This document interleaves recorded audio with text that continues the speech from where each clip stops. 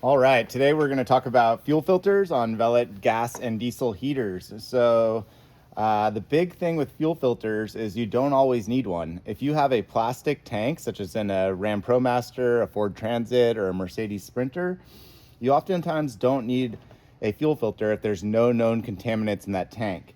We include a fuel filter in our kits just to include everything in the kit, because many times people will install these on a wide variety of applications. Think of like an old Volkswagen transporter bus and a metal tank with metal flakes all in it, never been cleaned out.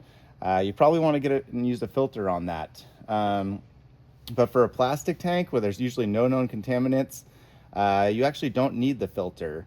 And so one other thing that I see is people will put the filter in the wrong location. So this filter, it has a flow direction on it. You can see that. And you can see that this filter, according to our manual, is supposed to be on a vertical axis. So the fuel flows up and out of the filter on a vertical axis, not a horizontal axis. And so many times what we see is bad, wrong filter placement. And so a lot of times people will attach the filter directly to the fuel pump. And this is bad for a few reasons. And that's because it's not on a vertical axis. You can see the pump is normally mounted on a slight upward axis, so bubbles can work themselves up and out of the pump. But when it's like this, it's on a kind of diagonal axis, not a vertical axis. In order to achieve that vertical axis, you have to add a bunch more line, like the diagram in our manual, and that causes a longer supply side line, which this side of the line is inherently weak, that goes to your fuel tank. Should be no longer than 3 or 4 feet, should be routed on a slightly upward from the tank if possible, because you want bubbles to flow up and all the way out. The problem with this here is this is a cavitation pump, and every time this clicks, that little click, it's a little piston in there inching the fuel along. And if you get any air in here, or just due to the large volume of fuel in here, you will impact that. Additionally, a lot of times people will use one of these rubber connectors here.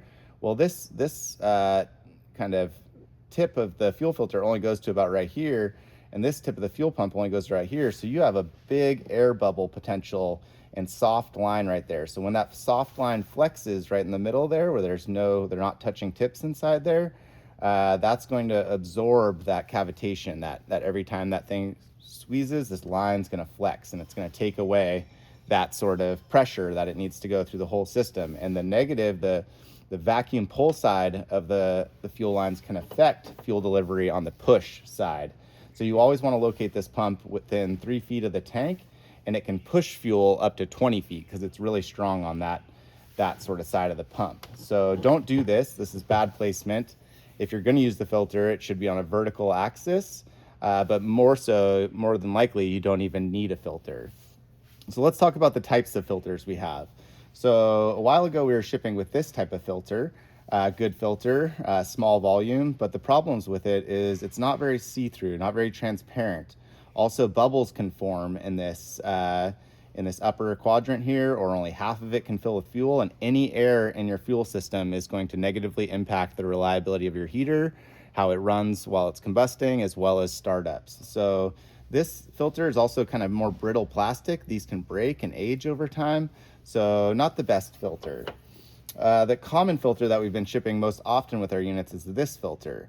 And this filter also has its issues, primarily when you're squeezing on these rubber fittings.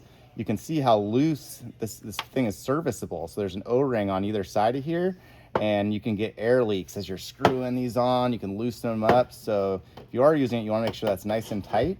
But the other problem with that fuel filter design, you can see I just got it loose just by trying to put it on the table right there, is that this is a very large kind of vessel here. Very high potential for air bubbles to live in here if this thing isn't completely filled with fuel, as well as each time that pump clicks, it's just going to move a little bit, but it's got to pull fuel all the way through this giant kind of air container. So this filter, although it looks nice, it has like an aluminide component in it. Pretty negligible. That's not actually really how aluminide works to get water and contamination out of fuel. But overall, this filter is kind of problematic in that it comes loose and it's too big. but you can see what's going on with that one. So the next filter I have, these are common in kind of other fuel line kits. DIY Vans, I believe, sells this with their fuel pump mount kits. This is a good filter for a lot of reasons. Nice and clear and see-through, smaller volume, you can see. And then it also has less potential for air bubbles to live and grow and impact things in there. So this is probably the next best filter of the ones I've shown yet. But then we take it a bit further. This is our latest revision of filter. And this one is pretty obvious. It does not come apart. Nice and strong plastic, clear, visible in there. And as well as not very much room for bubbles to really grow. You can see fuel direction goes this way. There's a little arrow on it right there. And this is kind of the really nice filter. It's got an aluminide component in there, although it doesn't do much. But this is a nice one. This is probably the revision that we'll be shipping with our kits looking forward. But this is probably the best filter of the examples here. So that's kind of it on fuel filters. Again, the point of this is if you're going to improperly install it, it's probably worth not having it at all. If you need it and you have to add so much line to get it on that vertical axis, then you might have negatively impacted the supply, the pull side, the vacuum side of the line, to where that filter, the benefit it provides of cleaning fuel that's probably not contaminated, actually is outweighed by the additional line and the complications on that inherently weak vacuum side of the pump. So that's a little overview on filters and some things to kind of look out for. I hope that's helpful for you.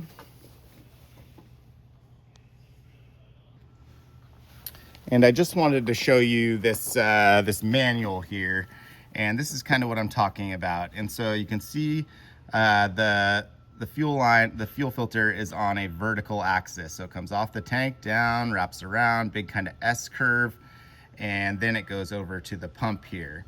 And then it goes to the heater. So you can see this is kind of the proper vertical orientation of how that filter is supposed to be. But you can see that if you just came off the pump and went directly to off the tank and went directly to the pump, that would simplify and shorten that side of the line. So that's where you have to weigh out if a fuel filter is the right idea or not. Furthermore, you can see on this page in our manual, the correct orientation of the filter goes up and down in a vertical orientation. You can also see the angle of the pump here should be on a slight tilt.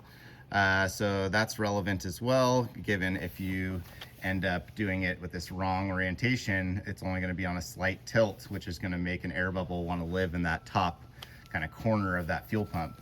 So yeah, hope that's helpful. Good information on fuel filters and how you want to think about using them or not. So thanks so much.